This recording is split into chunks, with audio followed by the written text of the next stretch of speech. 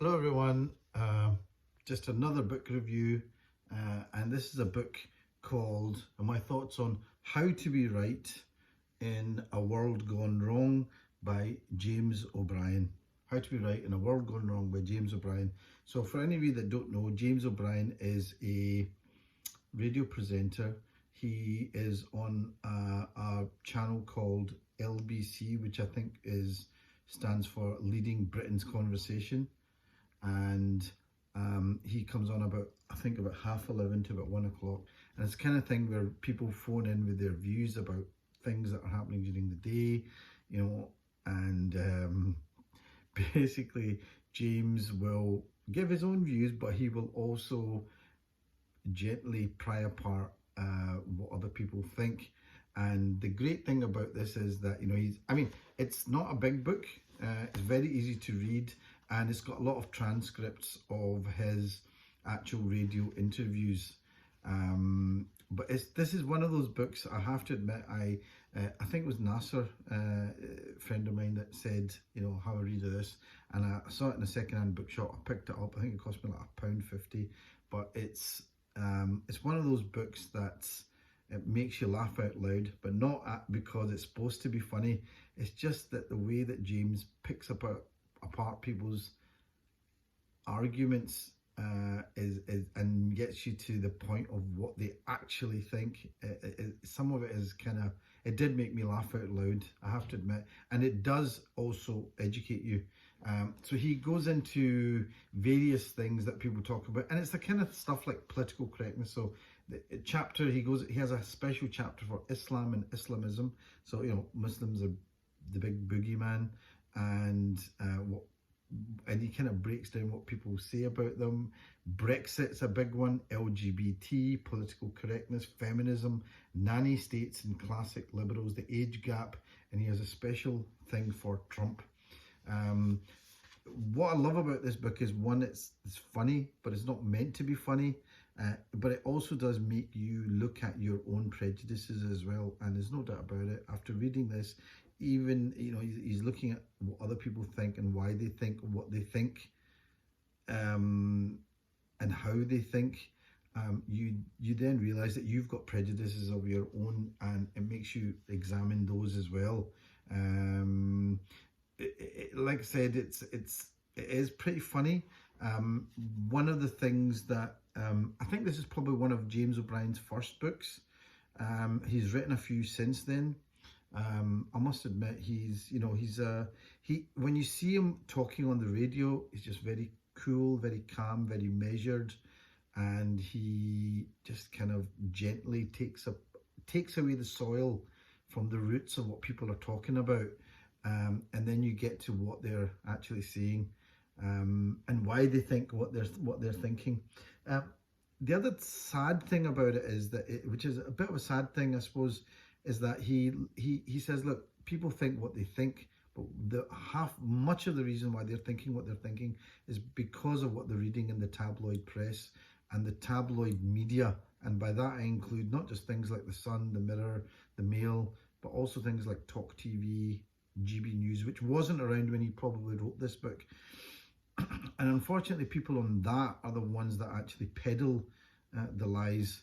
And I'm pretty sure he talks about Nigel Farage in this as well, who I think is there must be a special place in hell for him, because he's the man who really broke Britain, I think, even more so than David Cameron, because David Cameron wouldn't have done what he did if Nigel Farage hasn't been about. And he's impoverished everybody because of it, although he likes to think that we've taken back control. But everybody's impoverished because of Brexit, I think.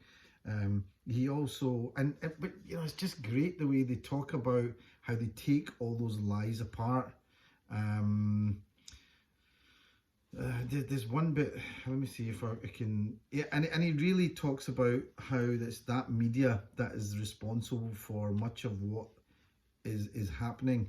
And also it was great is how he shows that although the media talks about British values and all that kind of thing, and the failure of multiculturalism, they themselves have benefited from multiculturalism. They themselves have paid their own workers much less than anybody else, and the people who are in charge have paid themselves much, much more than anybody else. I mean, some of them are, like multi-millionaires on the basis of what they accuse immigrants of doing, bringing down prices. They themselves have made sure that they are the first people to benefit from that. So he kind of exposes a lot of that. Okay.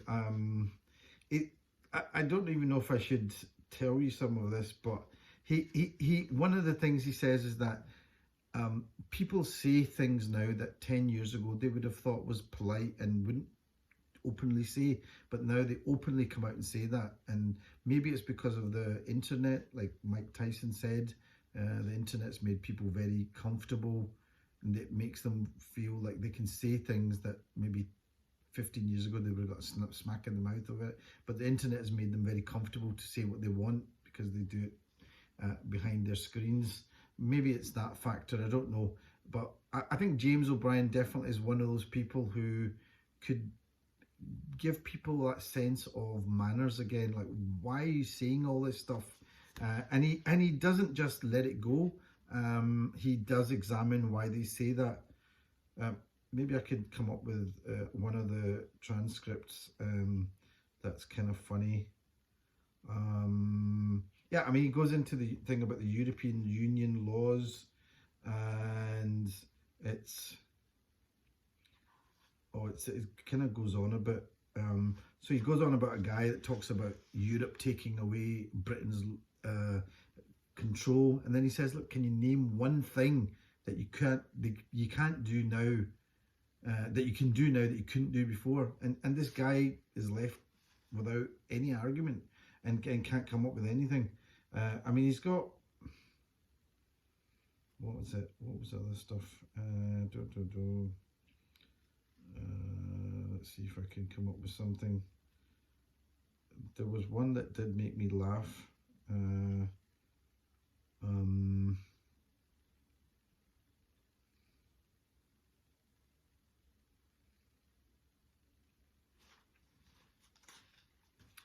It was something about immigration. Oh no, I can't find it now.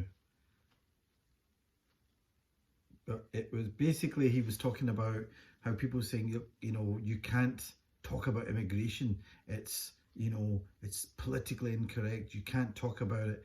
And he's saying, you can talk about immigration. That's all most of these programs talk about. That's all they ever talk about, immigration. It's probably the most common subject after the weather. So it's complete rubbish. What he exposes that what people really want to do is be able to say whatever they want without anybody saying anything to them. That's really what they want to do.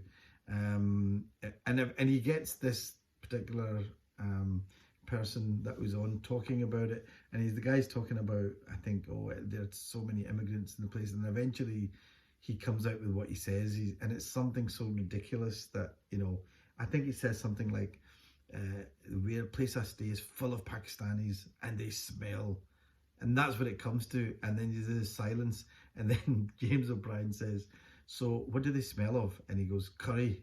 And then there's another pause, and he goes, "Do you like curry?" And the guy goes, and there's a pause, and he goes, "Yes." And it's just funny the way he just does it, and the way he kind of breaks things down. But whatever you think people might be out there, might be silly about, you'll find something in this that you realise that actually you've been carrying around certain views as well. So there's something kind of insightful about this as well. Anyway, a good book. It's How to Be Right in a World Gone Wrong by James O'Brien. You'd probably pick this up in a second-hand bookshop. I picked this up for like £1.50, and honestly it was a very good value, £1.50. And he's got good recommendations from various people, Gary Lineker, Krishnan Guru Murthy, blah blah blah. One from The Sun: O'Brien is the epitome of a smug, sanctimonious, condescending, obsessively politically correct, champagne socialist, public schoolboy Ramoner. That's from The Sun. So if they're saying that, you know that there's something in this. Anyway, I like this. I hope you enjoyed that. It's certainly one to have a quick look at. And actually, the thing about breaking Britain and all that, he's actually written a book literally called that, The Men Who Broke Britain. And I'm sure he's got Nigel Farage and David Cameron and all that kind of thing in. And I think that's a great book, because I think he's looked back over the last 10 years at the tabloid media, or the last 15 years, and literally said, look, when they've taken control of the media, how people's views have changed about things, and people have really become less tolerant, and which is ultimately how Brexit has been delivered, through that intolerance. And has that helped? I don't think so. Anyway, How to Be Right in a World Gone Wrong by James O'Brien.